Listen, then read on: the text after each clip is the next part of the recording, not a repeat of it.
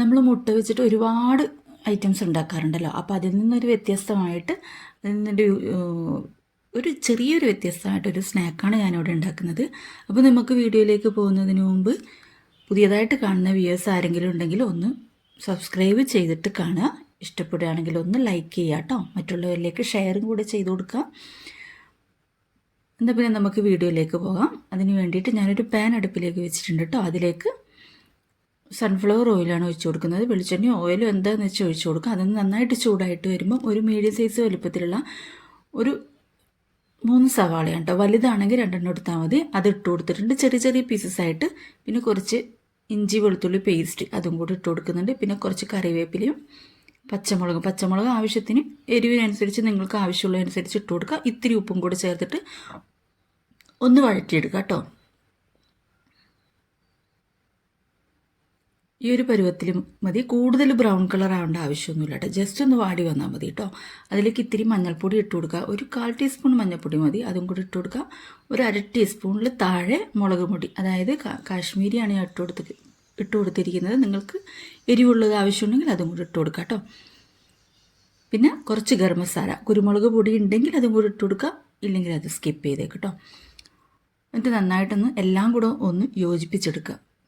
ഇത് നന്നായിട്ടൊന്ന് യോജിപ്പിച്ചെടുത്തതിന് ശേഷം ഞാനിതിലേക്ക് പുഴുങ്ങിയ ഉരുളക്കിഴങ്ങാണ് ഇട്ട് കൊടുക്കുന്നത്. അതായത് ഞാനിത് ഇടുന്നത് കാണിക്കാനായിട്ട് വിട്ടുപോയിട്ടുണ്ടായിരുന്നു. അപ്പോൾ മീഡിയം സൈസ് വലുപ്പത്തിലുള്ള ഉരുളക്കിഴങ്ങ് വേവിച്ചതാണ്. അതും കൂടി ഇട്ട് മിക്സ് ചെയ്തിട്ട് അവിടെ മാറ്റി വെച്ചിട്ടുണ്ട്. ഞാനിപ്പോൾ ഒരു പുഴുങ്ങിയ മുട്ട ഇങ്ങനെ നടുകെ ഇങ്ങനെ മുറിച്ച് വെച്ചിട്ടുണ്ട്.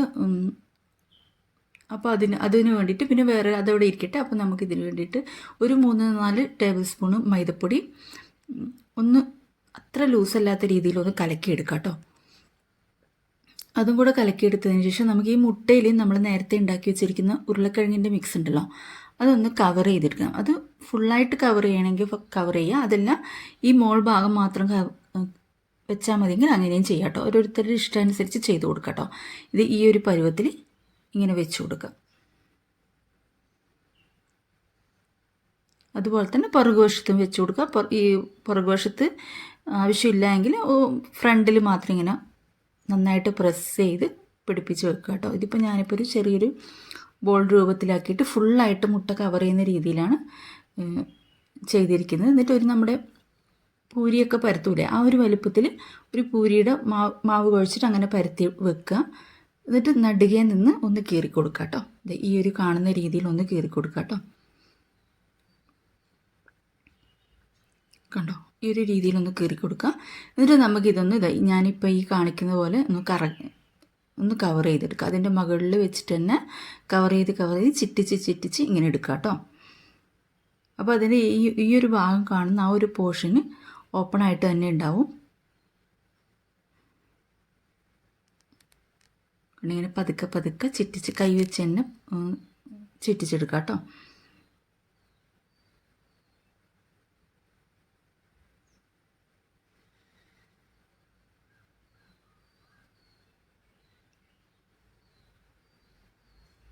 ഇങ്ങനെ ഒന്ന് ചെയ്ത് കൊടുക്കാം.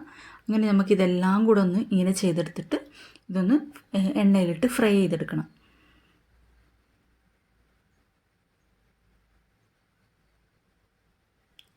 കണ്ടോ, ഈ ഒരു രീതിയിൽ ഇതിപ്പോൾ ഞാനിപ്പോൾ എല്ലാം കൂടെ നമുക്കിങ്ങനെ ഒന്ന് കവർ ചെയ്ത് എടുക്കാം കേട്ടോ.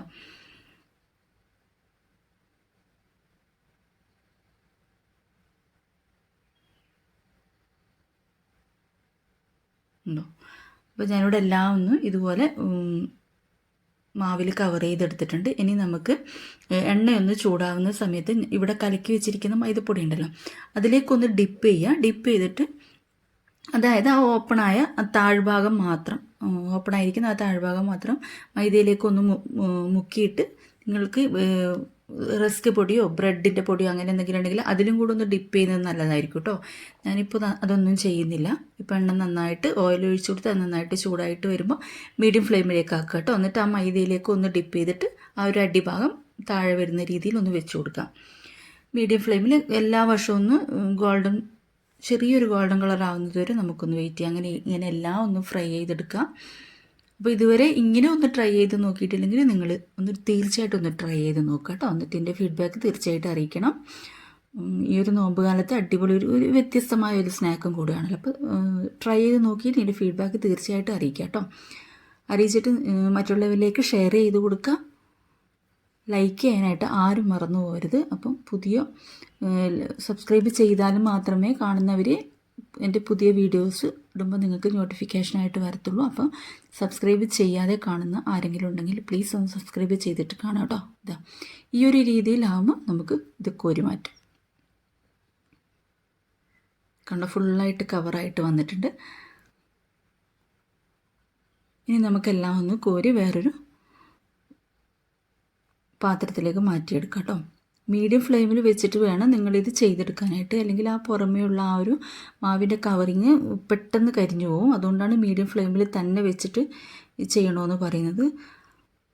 അപ്പം ഞാൻ ഇതൊന്ന് കട്ട് ചെയ്ത് കാണിച്ചു തരാം. കണ്ടോ, അപ്പോൾ എല്ലാവരും അടിപൊളി സ്നാക്കാണ്. അപ്പോൾ എല്ലാവരും ഒന്ന് ട്രൈ ചെയ്ത് നോക്കിയിട്ട് ഫീഡ്ബാക്ക് അറിയിക്കാം കേട്ടോ. Okay, thank you for watching my video. Thank you.